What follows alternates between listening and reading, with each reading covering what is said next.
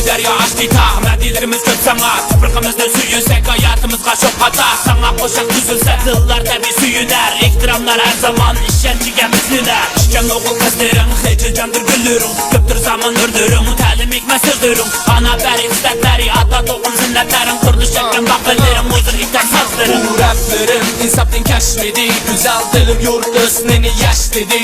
Kunduqi ulu, baleri sulu, şert dolu. Kentdaşa uyudum vali erkinlik meşeli. Mana en ravan kamın sana muhammed. Men ola meşrep ilhamga çok suna. Gül galeri köysün, yayrısın gün dala. Kunduqni kesken karvallar yıktandın pana. Kıyla kıyla, diğerli kıyla. Dikanları hızır, usulü de kıyla. Dağlanır yadı, insanlar ne kıyla.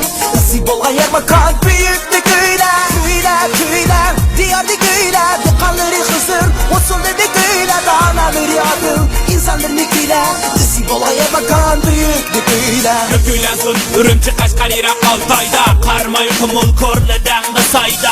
Aksuğukça, kulcaşa ya da bayda. Açıktan turpan yekenler cayda. Gökülensin, ürümçi kaşkarira Altay'da. Karmayı kumul korleden kısayda. Aksuğukça, kulcaşa ya da bayda. Açıktan turpan yekenler cayda. Şifak yoli medeniyet tonmeli. Cildi diyar seni, secdaklar bozuri. Gül çiçekleri çiçildi yollarımızda. Şenç ve ümit, çok güzeldi bodrumuzda. Şifak yoli medeniyet tonmeli. Cildi diyar seri, secdikahlar bozuri. Gül çiçekleri çiçildi yollarımızda. Şenç ve ümit, çok güzeldi yollarımızda. Eğitimler, iştiyahtılar ünlü. Sınıfım diyor, hayış kumanlanma. Beklidirler, cekri adet, bozumunda ansiyen şadımlar. Eğitimler, iştiyahtılar ünlü. Sınıfım diyor, hayış kumanlanma.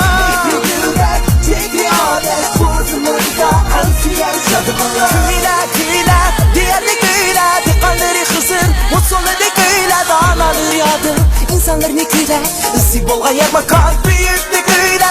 Kıyla kıyla, diğerli kıyla. Dikanları hızır, usulü de kıyla. Dağlanır yadı, insanlar ne kıyla. Zibolga yer makan büyük de kıyla.